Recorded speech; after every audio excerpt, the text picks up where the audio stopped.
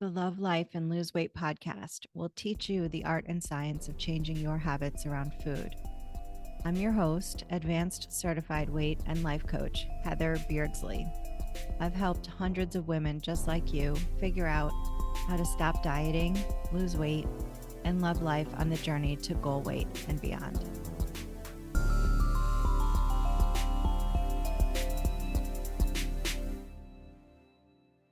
Hey, it's Heather. Welcome to episode 27, How to Keep Your Promises.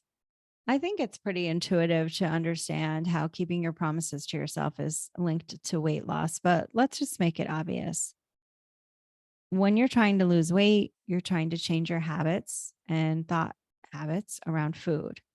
So, changing habits means that you've got to make the unconscious and the unfamiliar familiar, right? You have to do things that you've not been used to doing.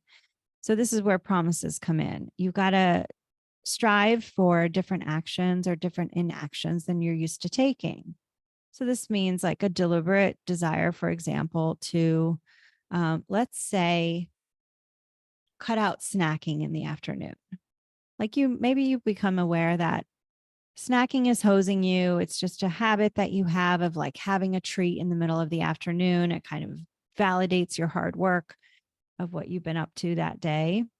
And it's an old way for you to get your dopamine, but you know that you're having it when you're not hungry. And so you know that this is a habit that's in the way of weight loss. Okay.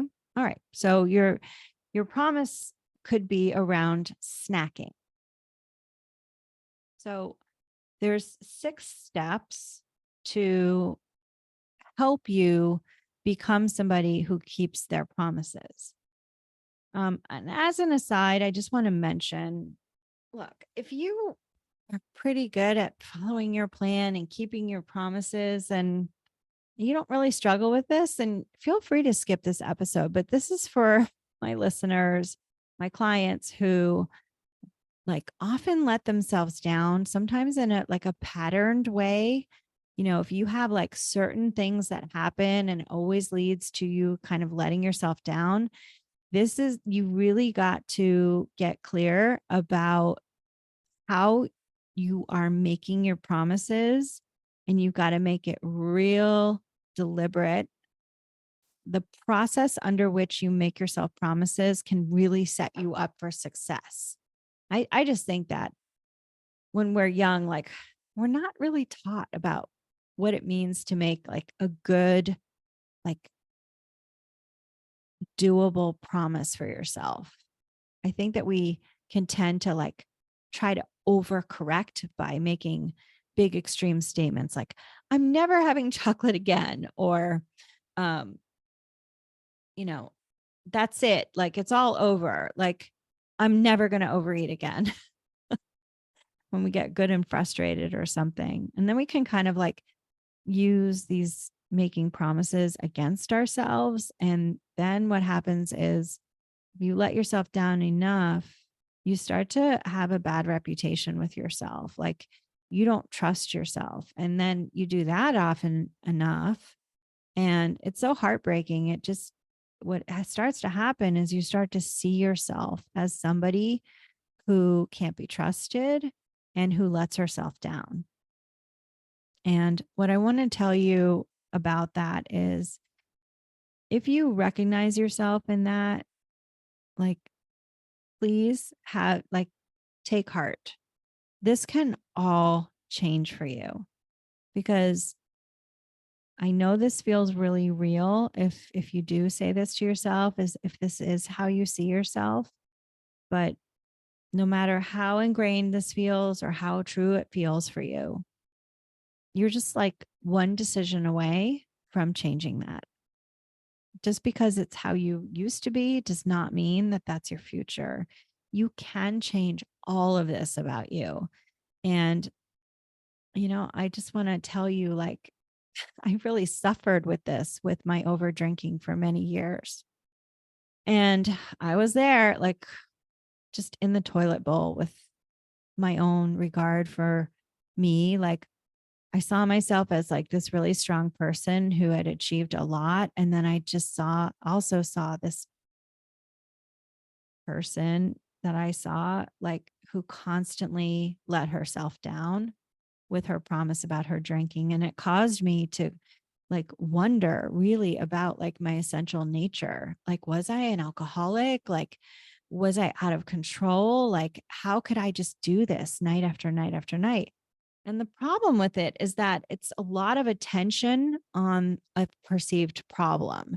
And if you haven't listened to Selective Ignoring, which is the podcast right before this one, I really want you to go back there. And in listening to that episode, you will see that when we give a lot of attention to unwanted behavior, like letting ourselves down with broken promises, it just makes um, that reality so much bigger than it has to be, and it feels so much more real than it actually is. Because the brain, anything that you give negative attention to, the brain thinks is like a bear trying to attack you.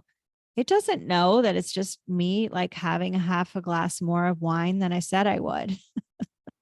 And the problem is that my promises, the way that I said to myself, like about my drinking, it was very all or nothing. Like I didn't really give myself a way to kind of like decrease slowly and do it in a way that was attached to who I wanted to be.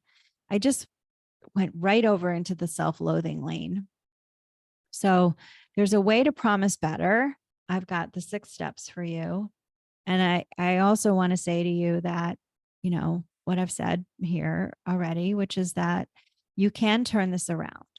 If you have any evidence that you were able to keep your promises in another area, I want to reassure you that weight loss is really no fucking different. It's not like it's a, you know, magical unicorn thing that you just can't figure out. You're just not smart enough and you're feel like schizophrenic with like how on point and like with your promises you can be in one area and how much you can let yourself down in another.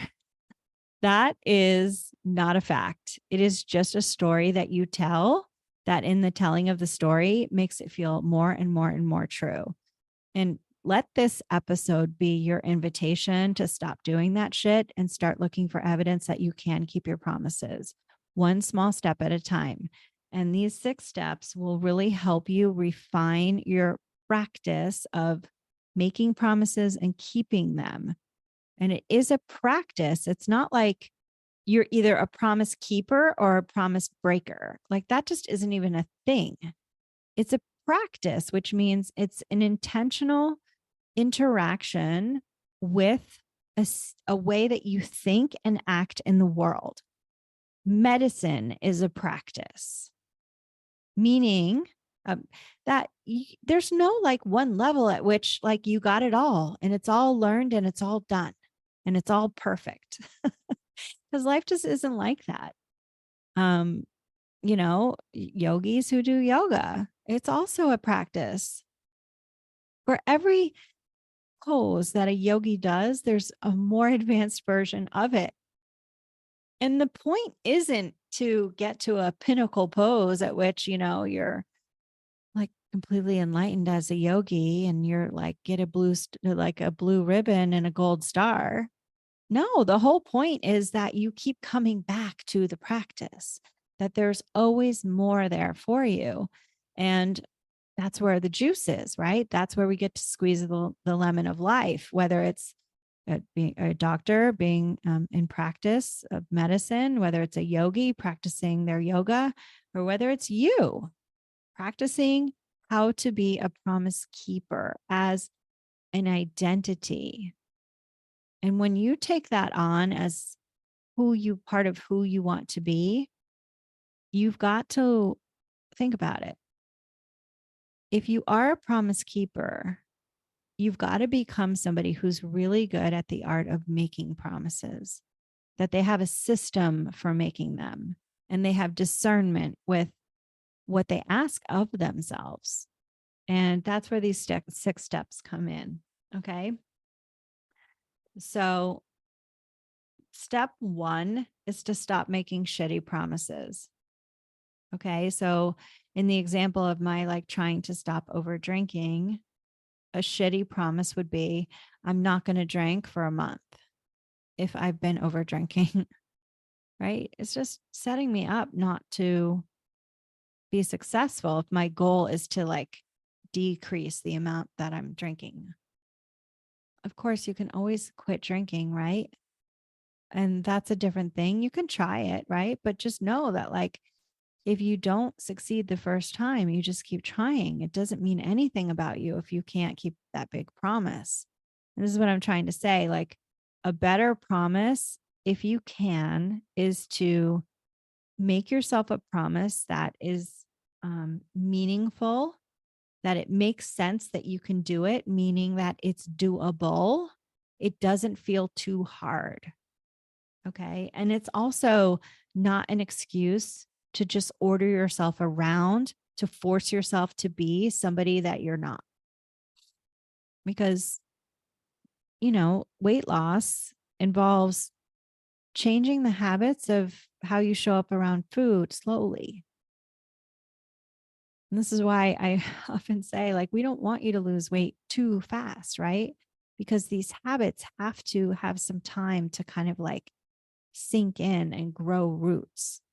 So, a good promise, let's take the example of snacking. If you're used to having a snack every afternoon, remember I said as a way of rewarding yourself, I would just say, like, are there a couple of days that you can work on not snacking? And if you were my client, like, we would talk about that.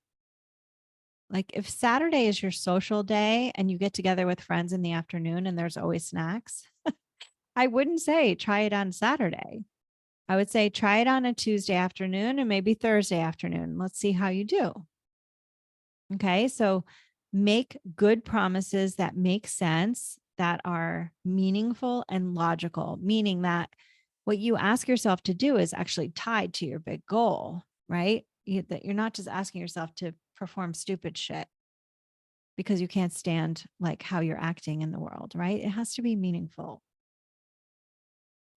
Another example, just before we move on to number 2, is let's say, you have been overeating and you're kind of like, you've had it, like you're disgusted, let's say, with yourself. A shitty promise would be, I'm not going to have any flour or sugar all week this week. Because it's like, doesn't make sense. Because the reason why, like, you're not losing weight is because you're overeating. So let's just tie the promise to the goal. We know that in order to lose weight, it's not about cutting out flour and sugar. It's about decreasing the amount that you overeat. So a better promise is, I'm going to eat the same things that I normally eat, that I enjoy. I'm just going to work on leaving a few bites, stopping, let's say 2 or 3 bites before I normally would.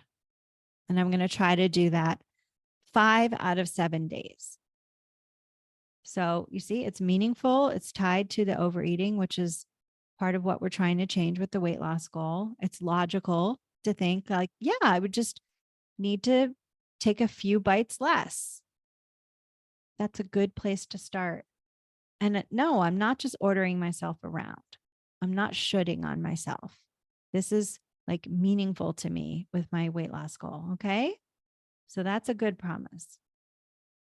So number 2 is figure out when you make the promise. Let's say the goal is no afternoon snacks 2 days a week.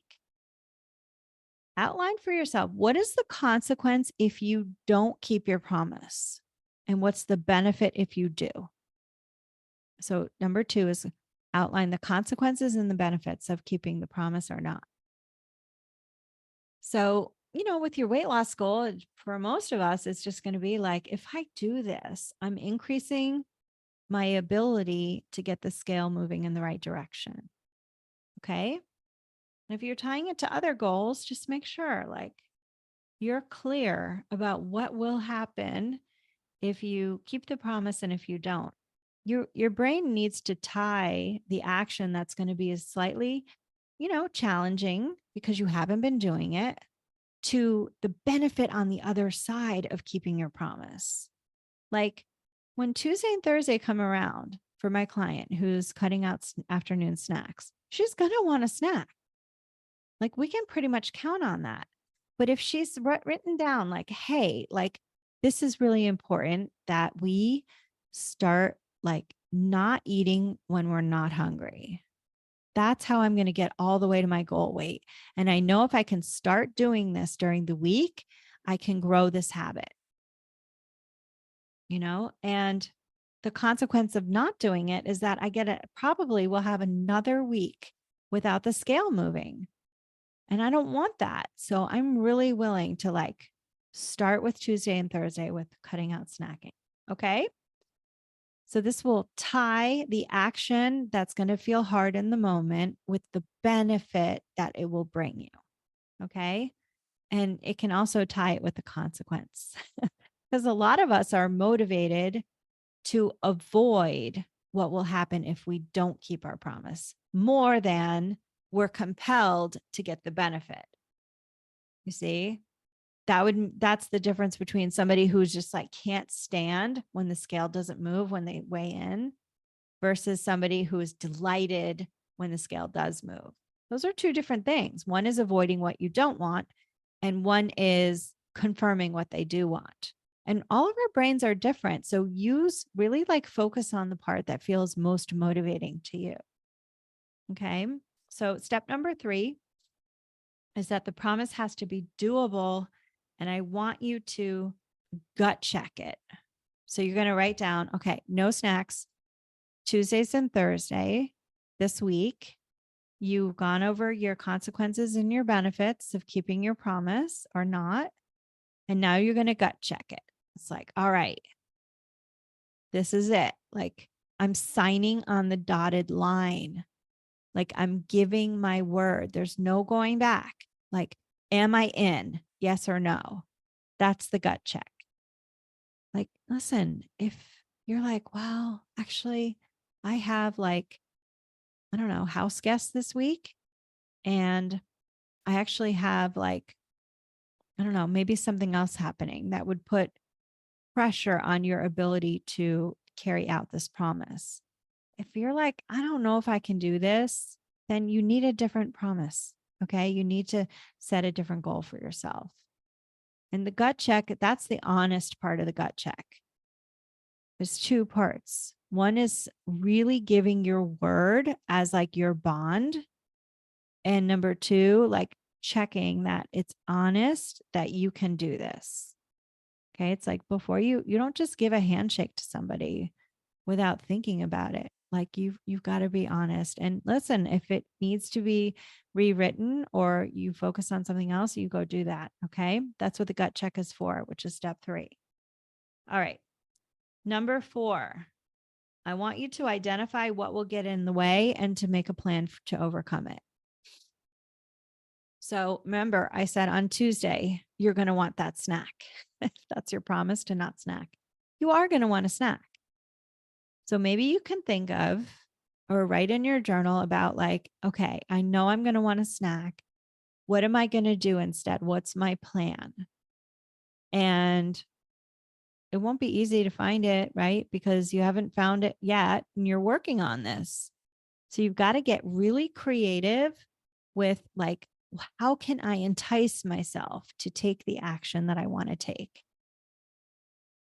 And a lot of times, what I do to test this out is I say to my clients, look, if it was like, if I said, you get $10,000 if you just don't snack on Tuesday and Thursday, how would you keep yourself from snacking on Tuesday and Thursday? And then I get all kinds of answers like, well, I might just take all those snack foods out of the house on Tuesday and Thursday, or I just leave the house altogether. Or, I don't know, I'd do something else. I'd enlist the help of my husband. I would tell people so they could help me. And like, I was like, all right, we'll do that without the $10,000. Pretend keeping your promise is like giving yourself $10,000 worth of value. It is. It's such a great feeling. Okay. So identify what's going to get in the way and make a plan to overcome it. Write it down. That helps a lot for you to remember. Oh, yeah, I wrote about this morning, what I would do. Okay. A lot of times if I'm trying not to snack in the afternoon, I just say, no, just go outside. Just go take a quick walk. If you have time to snack, you can take a walk around the block. And then inevitably my brain gets attached to something else and I just forget all about snacking. All right. Number 5, tell someone, use accountability. At a minimum, if you're going to be accountable to yourself for your promise, write it down. I promise that I will blah, blah, blah, blah, blah, or I won't blah, blah, blah, blah, blah. And you write it in your journal, you write it in your planner, whatever you need to do. You can also use accountability for those of you who do well with accountability groups or people knowing what your intention is and you feel like motivated by that. A lot of times with my accountability group, I'll say, hey, I'm not going to snack this afternoon, but I know I'm going to feel like I want to.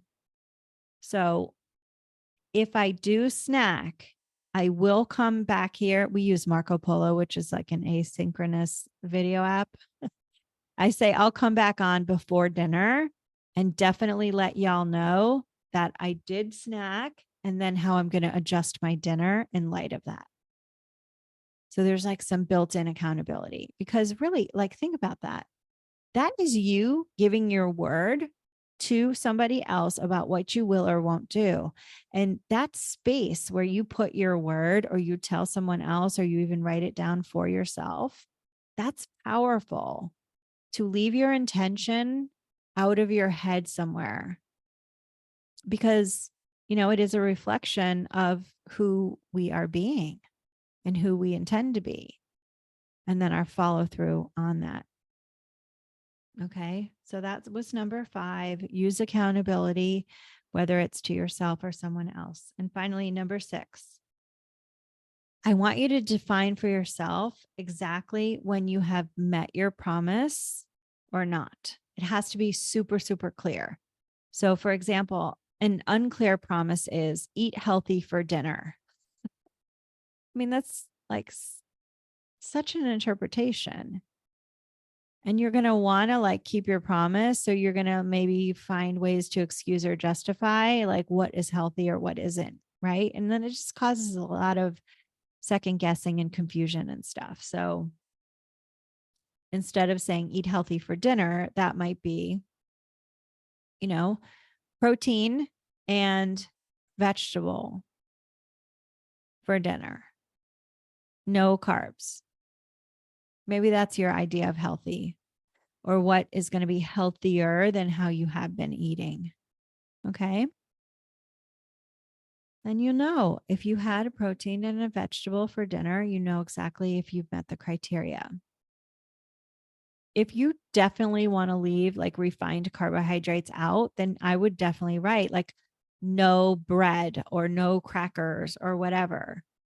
Like, so you want to make it specific enough that you're very clear if you've met the criteria to keep your promise, but not so specific that you feel like micromanaged by your own self.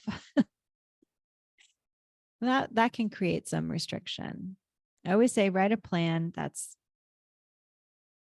so easy to follow. It's hard not to, but also easy to assess whether or not you kept to the plan in a way that feels like you're in integrity with your goals. Okay. So that is the 6 steps for how to keep your promises and start increasing the reputation that you have with yourself. And this will only help you change your self-identity from someone who's let herself down, maybe, or who doesn't trust herself to always keep her promises, to someone who does. And if you have that practice, like going in your life, there's literally nothing that you can't do. I mean, it's not just about weight loss here. This is about you going after and getting whatever you have your mindset on. This is the golden practice, such that if you can internalize being an awesome promise maker and a promise keeper, there's nothing that you can't have that you don't truly want for yourself and for your life. And this is why I love weight loss, because it's such a great arena in which to discover like who you are and how to get there. And that's just applicable to so many other areas besides weight loss. So have fun with this. It won't always feel so tedious to kind of go through the 6 steps. Like I would say for the first 30 days, this podcast is coming out the first Tuesday in April. If you just focused on being a better promise keeper, promise maker, and a promise keeper for the entire month of April, like how would that change your weight loss, do you think?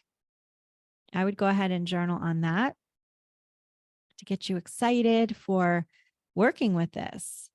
And like this whole process, the 6-step process, like let's say you're making your plan, and let's say you drink wine and you're like, all right, I'm going to like really keep my promises with my drinking this month. You're going to either write wine or not. You're going to ask yourself, is this a shitty promise? You're going to check that it's meaningful and logical and not an excuse to just tell yourself not to drink. Right. And so you're going to check that. It takes like what? 2 seconds of consideration in your head. Right. Then you're going to check and make sure this is not a shoulding on yourself. Okay. Another few seconds. And then you're going to gut check it. Like, is this doable tonight? You're going to go through your day. Maybe look at your calendar. Okay. Maybe this whole part takes 30 seconds. Okay. So we're at about 40 seconds here. All right. Gut check is done.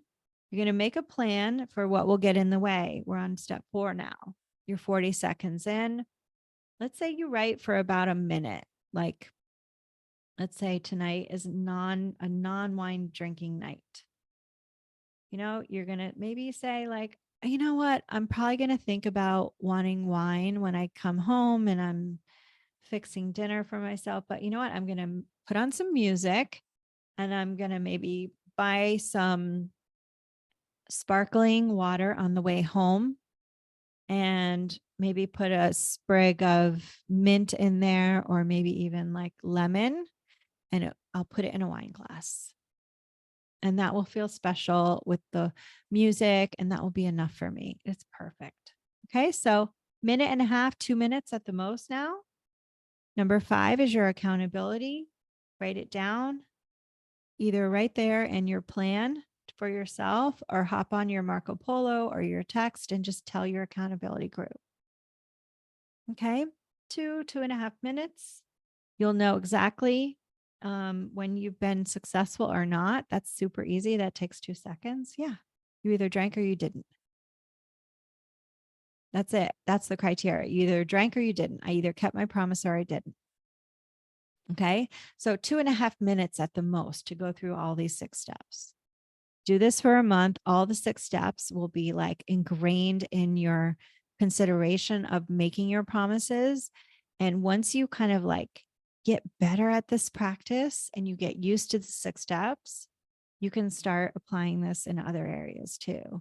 Maybe with your movement, your exercise, maybe with your financial life, maybe with the promises you make your kids, or even with your relationships. There's like no end to how this process can really help you. So let's keep the conversation going.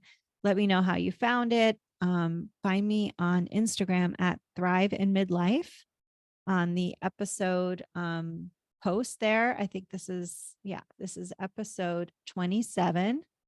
Or just come by and say hi. Love to hear from all of you. Thanks for tuning in. Stay focused, and so long. Hey, if this episode was helpful, then let's connect. visit hbeardsley.com/subscribe. That's HBEARDSLEY.com/subscribe. You'll get a gift from me, exclusive subscriber content, and advanced notice of in-person events.